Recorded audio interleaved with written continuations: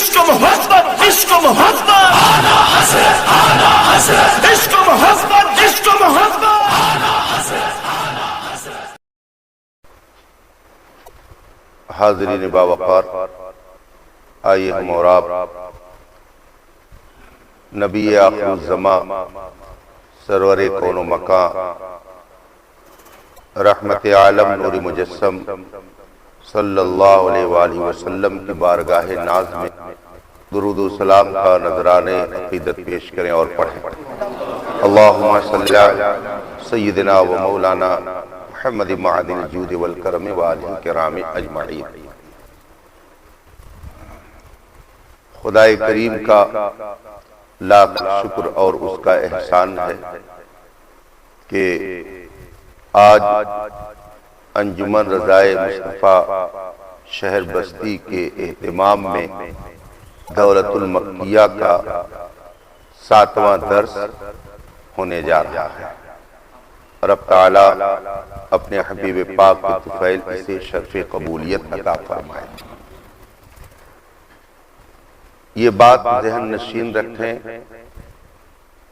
کہ بنیادی گفتگو یہ چل رہی ہے کہ اللہ کا علم ایسا وسیع ہے کہ کسی مخلوق کا علم کتنا ہی ذاتو نہ ہو جائے وہ علم الہی کے برابر نہیں ہو سکتا.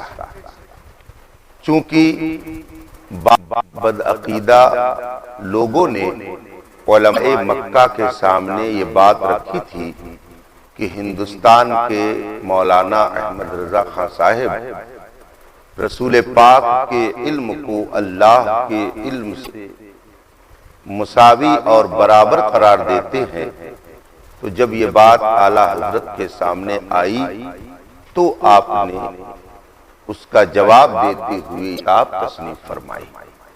تو ابھی جو بنیادی گفتگو چل رہی ہے وہ یہی ہے کہ جو شخص مخلوق اور خالق کے علم کو برابر قرار دے وہ مومن ہو ہی نہیں سکتا ہے.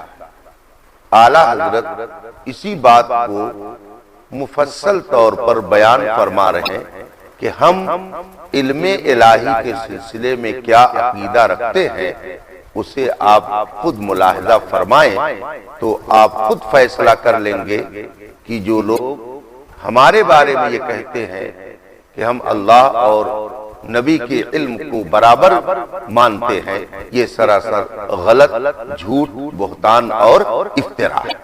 یہی ثابت کرنا چاہتے ہیں اور گفتگو یہی چل رہی ہے. چنانچہ اعلیٰ حضرت رضی اللہ تعالیٰ عنہ اپنی مائے ناز تصنیف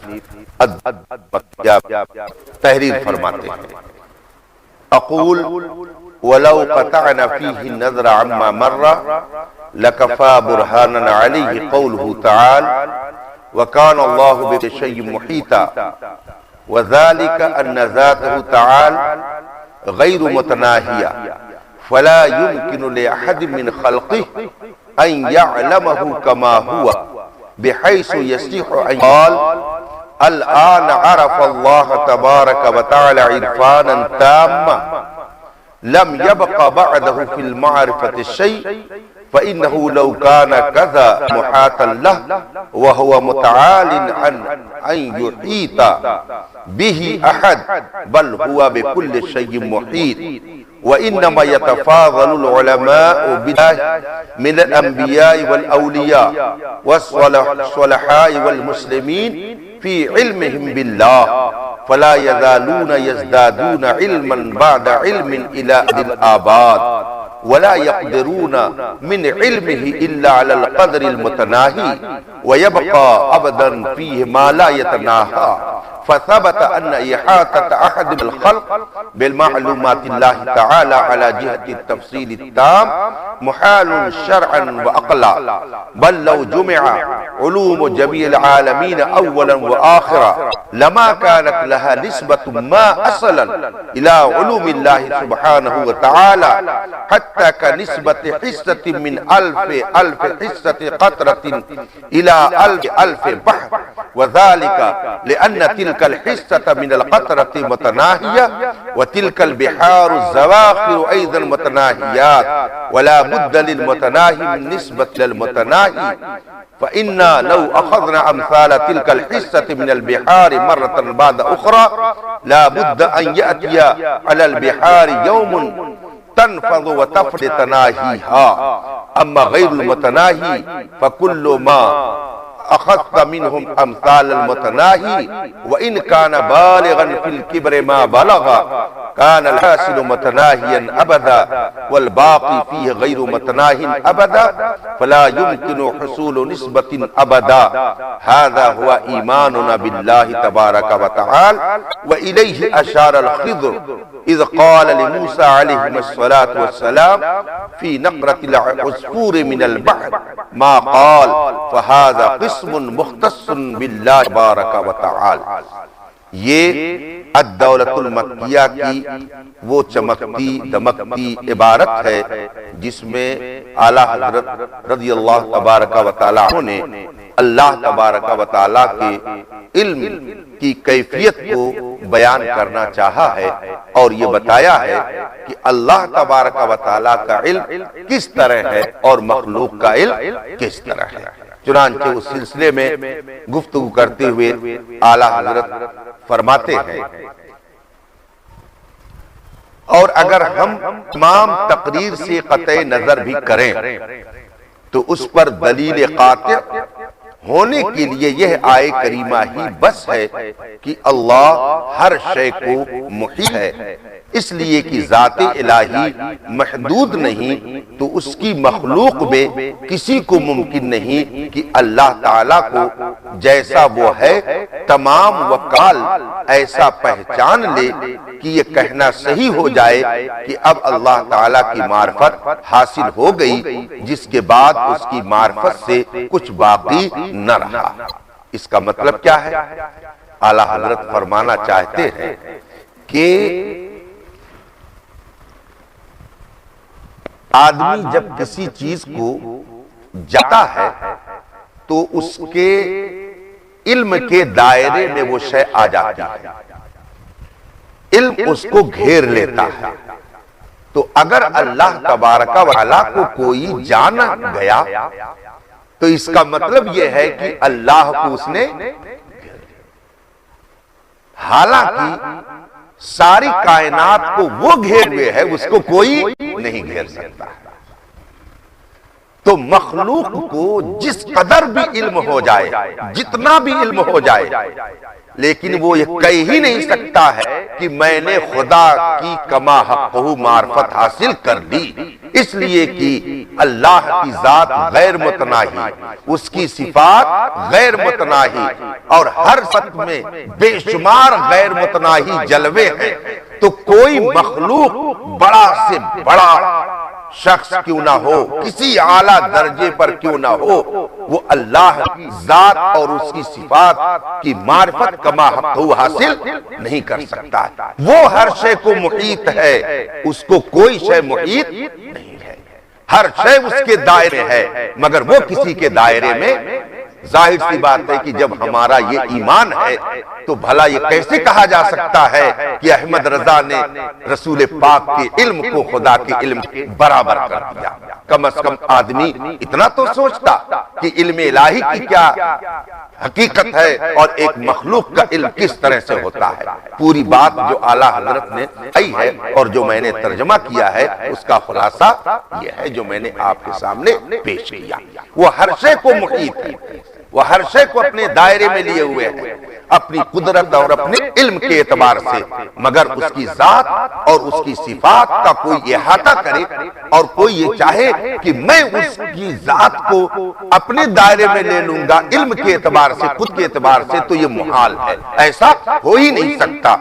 کوئی بڑا سے بڑا نبی اولو العزم پیغمبر بھی یہ دعویٰ نہیں کر سکتا کہ میں نے کما حقہ معرفت الہی حاصل کر لی، اب اس کے بعد اللہ تبارک و تعالی کی ذات اور صفات کی معرفت کی ہمیں ضرورت نہیں ہے۔ اگر یہ دعویٰ وہ کر رہا ہے تو اس کا مطلب یہ ہے کہ اس نے اپنے علم کے مطابق کو گھیر لیا اور احاطہ کر لیا، حالانکہ وہ احاطے سے پاک ہے۔ اس لیے مخلوق خدا کے علم یا خدا کا علم مخلوق کے علم کے برابر ہو ہی نہیں سکتا ہے۔ اور ایک بڑے نکتے کی بات بتا رہے ہیں، ماشاءاللہ فرماتے ہیں اللہ کو جاننے والے انبیاء اور اولیاء اور صالحین اور مومنین میں جو باہم مراتب کا فرق ہے وہ اللہ تعالیٰ کو جاننے ہی میں فرق کی بنا پر ہے۔ کتنی پیاری بات فرمائی، یعنی اللہ کی بارگاہ میں جس اتنا درجہ ہے تو اسے درجہ وہ کیوں ملا؟ تو فرماتے ہیں کہ جسے اللہ کی زیادہ معرفت حاصل اسی کو زیادہ قرب حاصل ہے، اور پوری کائنات میں سب سے زیادہ معرفت الہی اگر حاصل ہے تو رسول پاک صلی اللہ علیہ وسلم کو حاصل ہے۔ اسی لیے پوری کائنات میں سب سے عظیم اللہ کی بارگاہ میں اگر کسی کو ملا ہے تو رسول پاک صلی اللہ علیہ وسلم کو ملا۔ تو انبیاء کرام، اولیاء کرام، عام مومنین جن کو اللہ کی معرفت حاصل ہے اسی طریقے سے اللہ نے اپنا قرب انہیں عطا کھلی ہوئی بات ہے۔ آدمی اگر کسی سے قریب ہوتا ہے تو اب وہ جس قدر اس کو جانتا ہے اتنے ہی زیادہ اس سے قرب رکھتا ہے۔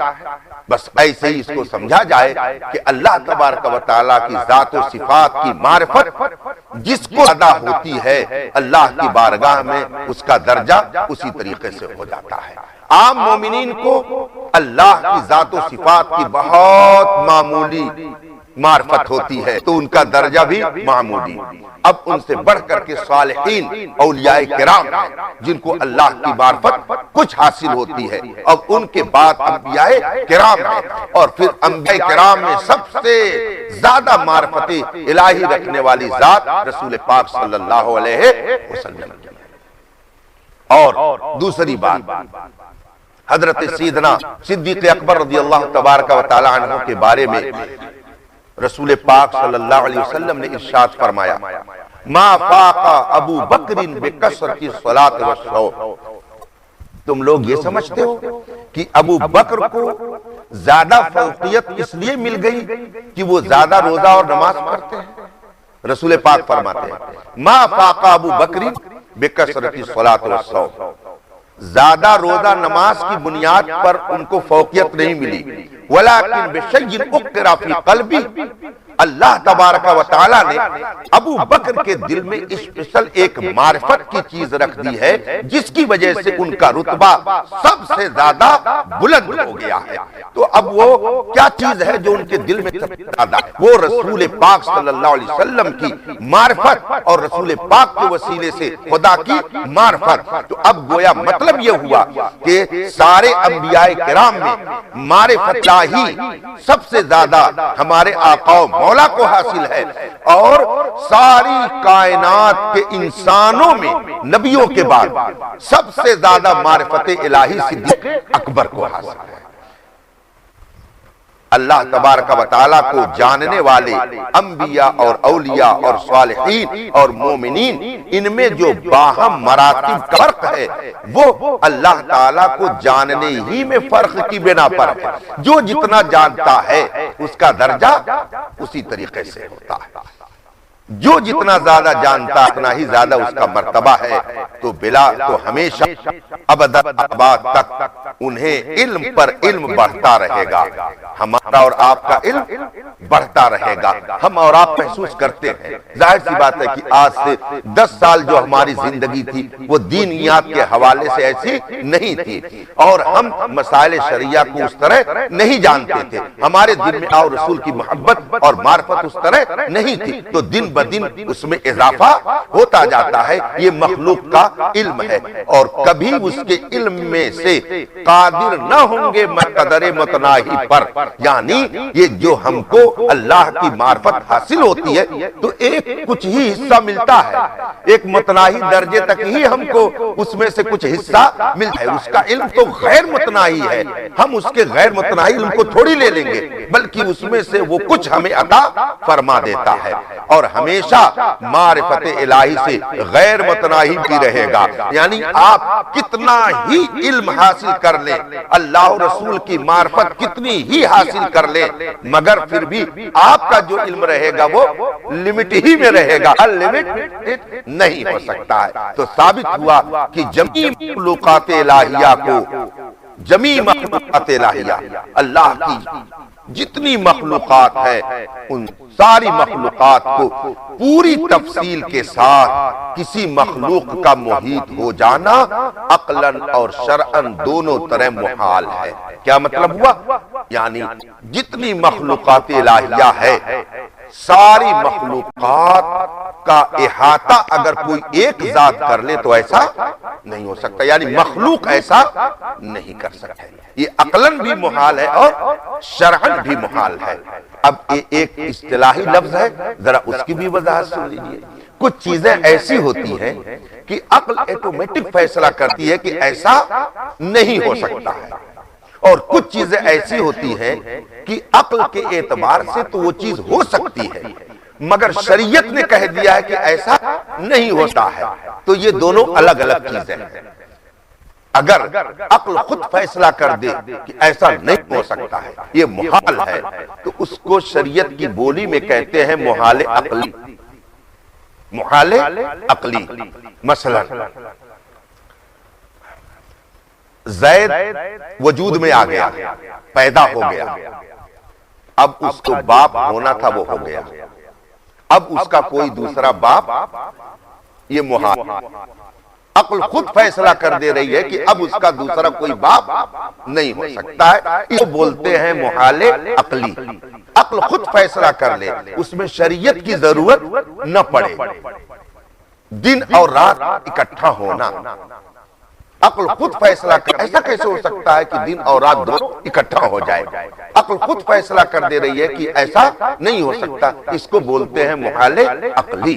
اور اگر عقل کے اعتبار سے تو ہو سکتی ہے وہ چیز، مگر شریعت، مثلا جو شخص کفر کی حالت میں دنیا سے جائے گا، کفر کی حالت میں دنیا سے گیا، قرآن نے فرما دیا کہ اگر کوئی شخص کفر کی حالت میں دنیا سے چلا گیا اور اس کی موت کفر پر ہوئی، اب اس کی کبھی بخشش نہیں ہو سکتی، کبھی اس کی بخشش نہیں ہو سکتی۔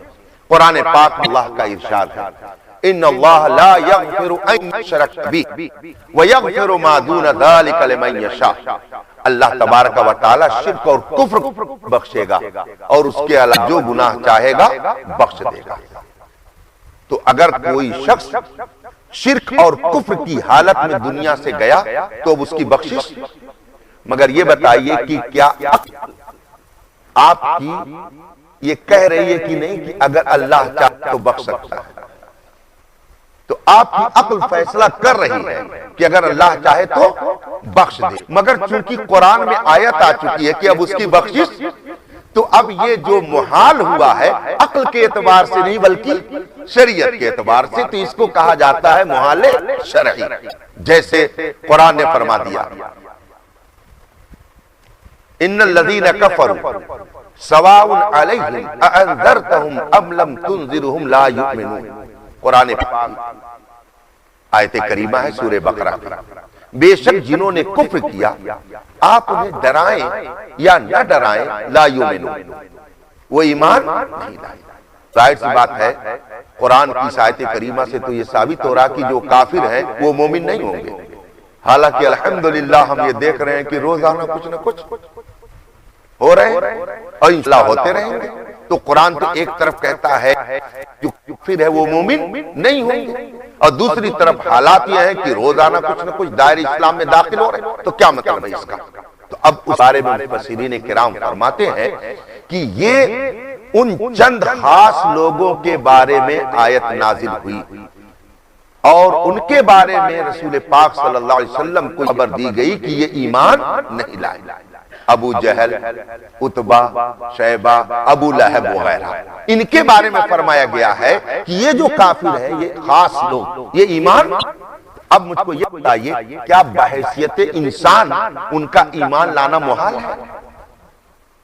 جیسے سب انسان کے لیے ایمان لانا ممکن، ایسے ہی ان کا بھی ایمان لانا ممکن، لیکن چونکہ قرآن کی آیت آ چکی تو اب ان کا ایمان لانا محال ہو گیا۔ تو یہ عقل کے اعتبار سے محال نہیں بلکہ شرع کے اعتبار سے محال ہے۔ تو ایک ہوتا ہے محال عقلی اور ایک ہوتا ہے محال شرعی۔ مخلوقات میں کوئی بھی ذات ایسی نہیں ہے کہ جو ساری مخلوقات الہیہ کا علم غیر تناہی اکٹھا کر لے، یہ عقلاً بھی محال ہے اور شرعاً بھی محال ہے۔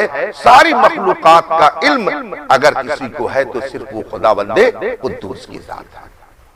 بلکہ اگر تمام اولین و آخرین سب کے علوم جمع کر لیے جائیں، سارے مخلوقات الہیہ کے علوم، یہاں جتنے لوگ بیٹھے ہیں اس کو مثال سے سمجھ لیجئے، جیسے میں کبھی تقریر میں کہتا ہوں کہ اس وقت جتنے علماء ہیں ہندوستان بھر میں، سارے علماء کے علم کو ایک طرف رکھ دیجئے اور اعلیٰ حضرت کے شاگرد کے علم کو ایک طرف رکھ دیجئے، تو اب ان کا تنہا علم سب پر بھاری، اور اعلیٰ حضرت کے خلفاء اور تلامذہ اور ان کے معاصر کے علم کو اگر ایک ترازو پہ رکھ دیجئے اور ایک ترازو پر اعلیٰ حضرت کا علم رکھیے تو اعلیٰ حضرت کا علم سب پر بھاری۔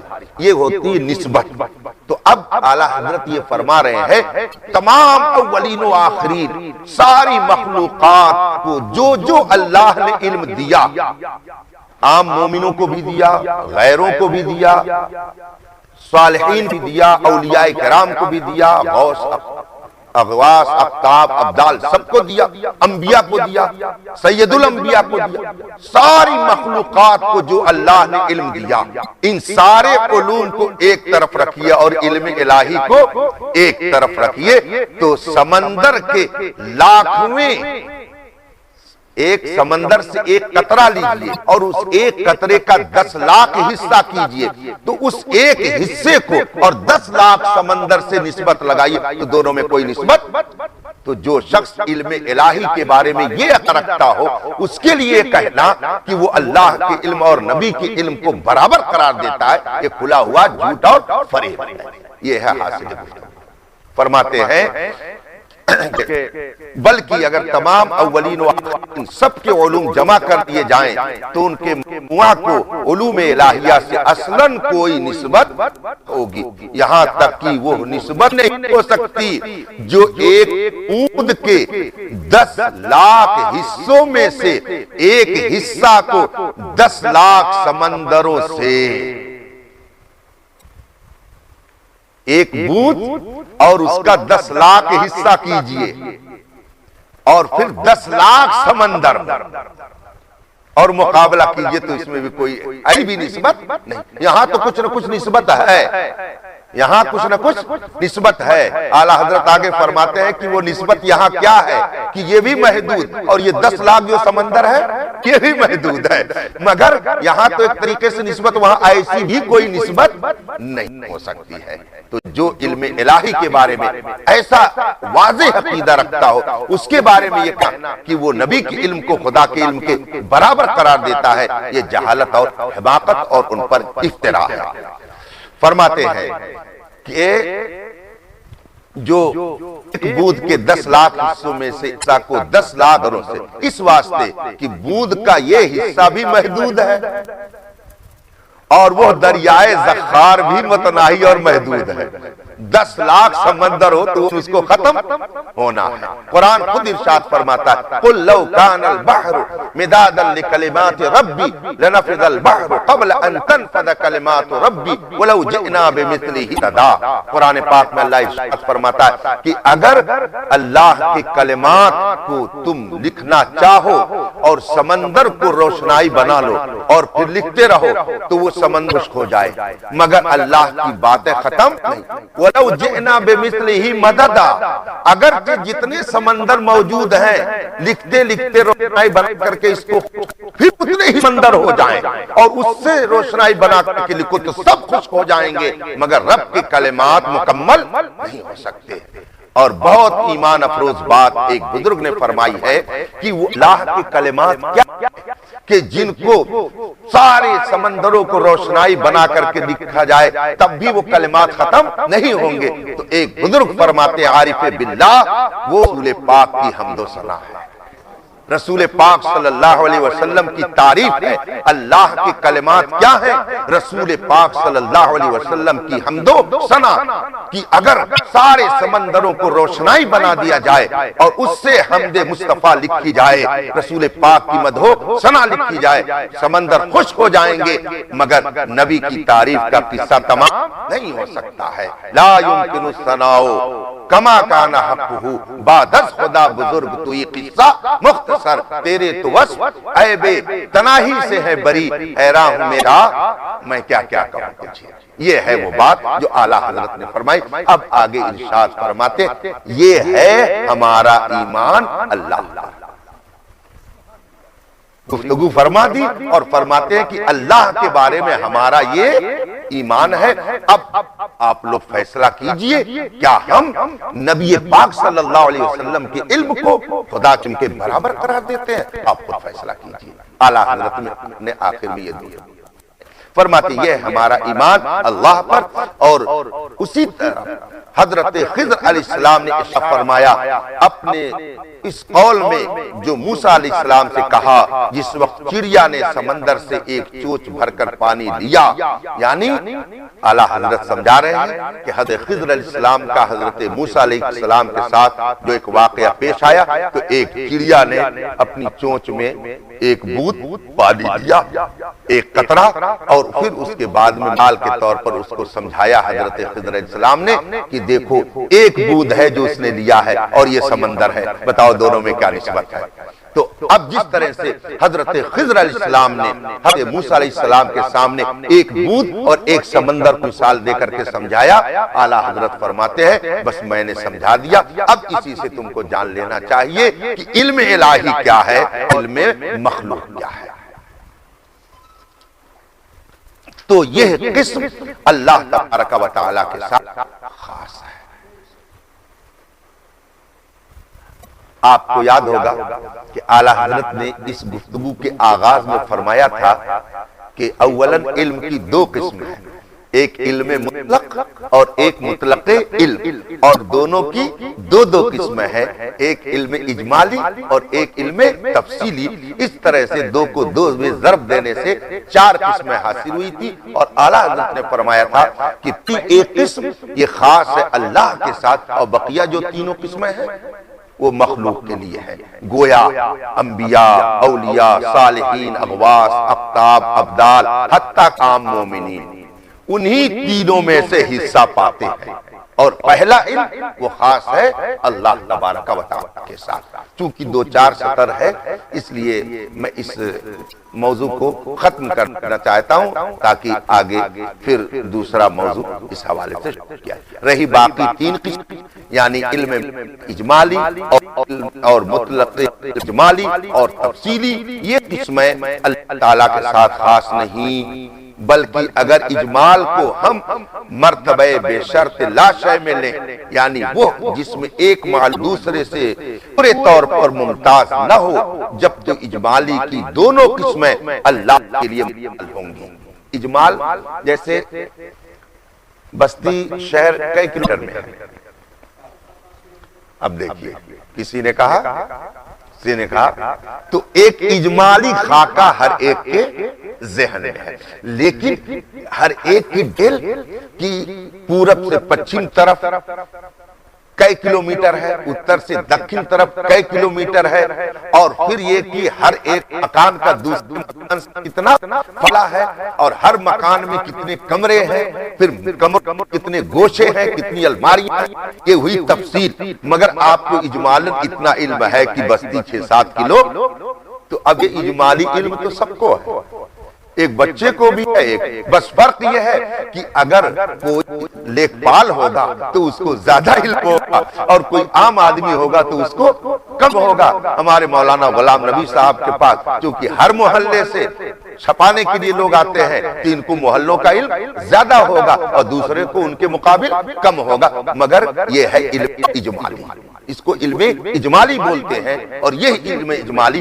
اللہ کے لیے نہیں ہے بلکہ مخلوق کے لیے ہے۔ اللہ کا علم تو مکمل تفصیلی ہے